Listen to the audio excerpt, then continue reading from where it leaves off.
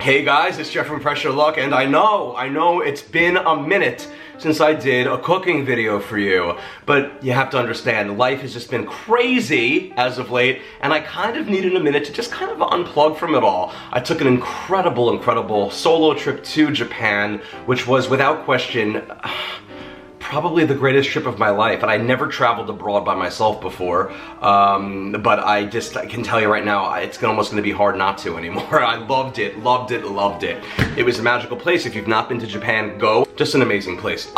So, I'm back, and I wanted to share a recipe with you. Given the times we're in right now, the very interesting up and downs with those financial situations that we're seeing, something that was going to be really easy and something that was going to be really quick and completely stress-free, but also tastes absolutely lip-smacking delicious. So, one of the things that are always pretty much like a norm for me when I'm in the market is noticing that pasta is usually always very cheap, and it feeds a lot. Like, I often see deals that's like 4 boxes of pasta, which is usually always about £1 per box, for like $5 sometimes as low as, and you can literally buy store brand pasta. It doesn't even matter what kind you use really, just as long as you can get the pasta, and it's always a good price. Now this recipe also has ingredients that you very likely already have around your house for a bunch of them, but it's also a recipe that you can totally get all the ingredients for in Costco. It's not going to cost a lot out of your wallet at the end of the day because it's going to be a super hearty pasta that can really feed about 6 to 8 people. So the recipe will be called Meatballs Marinara Pasta because it's going to be marinara-y, it's going to be meatball-y, and it's going to be pasta-y,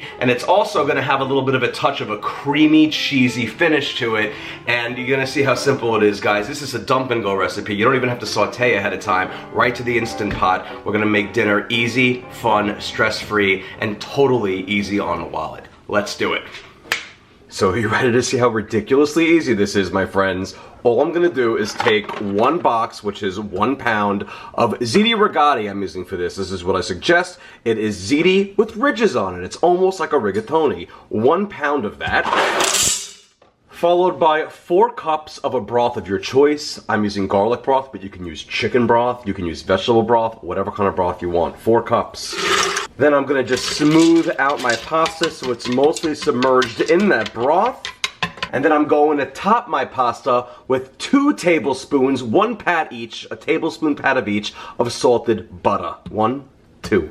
And then from there, I'm gonna top it off with about 1.5 pounds. Can you read that? Are we gonna focus on it? Yeah, 1.5 pounds of frozen meatballs. These were on sale at the market. I got these for about, like, I wanna say around $7.50, $8. Not bad at all.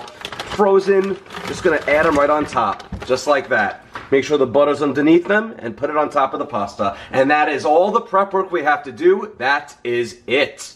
I'm gonna secure my lid, make sure the valve is in the sealing position.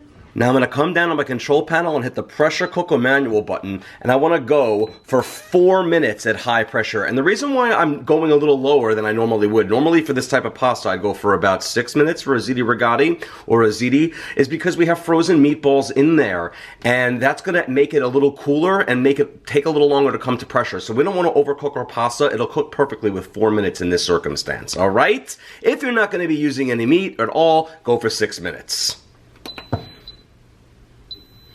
And now that we're done pressure cooking, we're gonna perform a quick release. And the pin just dropped, so we're gonna take the lid off the pot.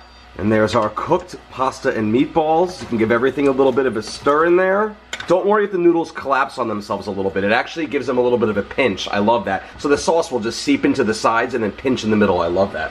Okay, now to finish this off, I'm going to add in 3 cups of marinara sauce. You can use your favorite jarred kind. I love Rayo's or Victoria, whatever's the better deal at Costco the time I go there. I'm also gonna add in 1 cup of grated Parmesan cheese, as well as a tub of Alouette, any flavor you want, or a package of Boursin, or my herb cheese. I'll link that in the recipe. Add the whole thing in there. This stuff is amazing for cooking. It's so much more than just for the charcuterie board. And then just stir everything together. Make sure that the cheeses meld into the pasta. And by the way, the temperature right now of the pot should be on keep warm so everything is heated up. I also like to make sure that the marinara sauce, by the way, is at room temperature, because if it's cold, it's going to really cool everything down very, very quickly. You don't want that to happen. You want the sauce to be room temperature, or if it's in the fridge already and you have some left over that you're using, just zap it in the microwave for a few until it's warmed up. And now that everything is stirred together, look at that. I'm now going to let it just rest here for about 3 or so minutes. Just let it heat up on the keep warm setting, and it's going to thicken nicely. So leave it about 3 minutes, and we're going to come back and serve it up. That's it. And after 3 minutes of resting, look at how everything has thickened up beautifully. There is my delicious, delicious Meatballs Marinara Pasta, done with such minimal ingredients and literally in no time at all, with barely any effort, and no draining the pasta through a colander. It's all ready to go. I'm going to plate this up and we're going to serve it out. And if you're not hungry after seeing this plated up, I don't know if you ever will be. So ridiculously easy, so fast. And now for the taste test. Okay, and here it is, my friends. Meatballs Marinara Pasta, and let's try it out. Listen, I have nothing I love more than my meatballs. I love my meatballs. I love rolling my meatballs. I love baking my meatballs. I love stuffing my face with my meatballs. But honestly, sometimes the frozen ones, I'll secretly say, I love them. The pasta is amazing. The sauce, it's like exactly what you'd expect. It's a creamy, garlicky marinara sauce, thanks to the combination of the marinara and the herb cheese. It's luscious. Wow. Wow. And this was done with zero sauteing. I just added, when I started the recipe, broth, the pasta, butter, and the frozen meatballs. That was it. Pressure cook. When it's done, pour in some of that marinara sauce, some of that herb cheese that I just put in there, and some Parmesan. And what do you have? Literally, your most amazing, delicious dinner with little effort. And I guarantee you, most of you already have these ingredients in your kitchen. You can also get the frozen meatballs at Costco. They have great, great prices for frozen meatballs. You get a lot of them. I mean, delicious. Delicious, delicious, delicious. In fact, all the ingredients in this meal can be purchased from a Costco. The pasta, they come like in pasta packs there. The butter, you can totally get butter from Costco. The broth, you can get the broth. And the frozen meatballs, the sauce, and the herb cheese. You can get all of these things from Costco. Of course, the Parmesan as well. Wow, you can get all this from Costco. I should just call this the pasta you can make from Costco pasta. It's too long though, but this thing is a home run and it is a winner. Guys, if you enjoy super quick, super easy recipes, this was done with under 10 ingredients, don't forget. By all means, check out all of my cookbooks for the Instant Pot. I've written 4 for the Instant Pot.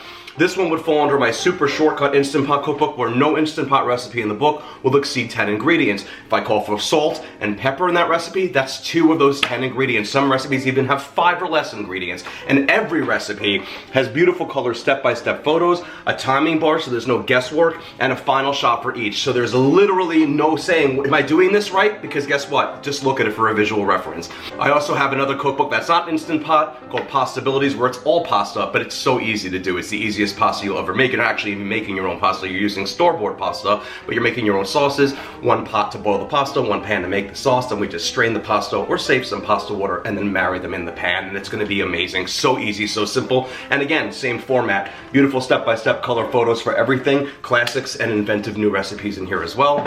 Thank you so much for watching, my friends. Don't forget to check me out at facebook.com/PressureLawCooking and make sure you like that page and then see it as a favorite. At PressureLawCooking on Instagram and YouTube. Subscribe there.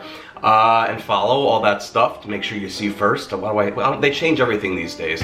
And that's kind of it. Thank you again. It means the world that you're watching. I'm sorry it took so long to make another video, but I needed a little bit of a break, and sometimes you need a little bit of a break to refresh. Thank you so much again for watching, my friends, and the next time you want to make a meal that's going to impress everyone from Jimmy to Lara, we'll make some absolutely delicious pasta with meatballs marinara. Enjoy. It's really, really, really good.